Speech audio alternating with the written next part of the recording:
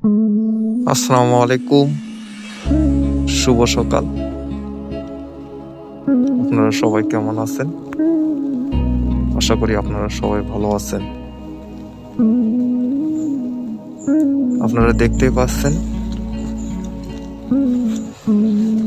প্রচন্ড কুয়াশা। তার ভিতরে আমি সীমান্তের অতন্ত্র প্রহরী হিসেবে সীমান্তের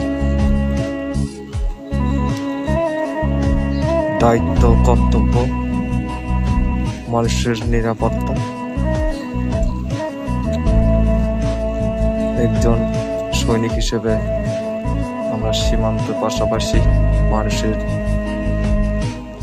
নিরাপত্তা নিশ্চিত করার জন্য আমরা প্রতিনিয়ত দেশের মানুষের জন্য কাজ করে যাচ্ছি এবং দেশের জন্য কাজ করে যাচ্ছি।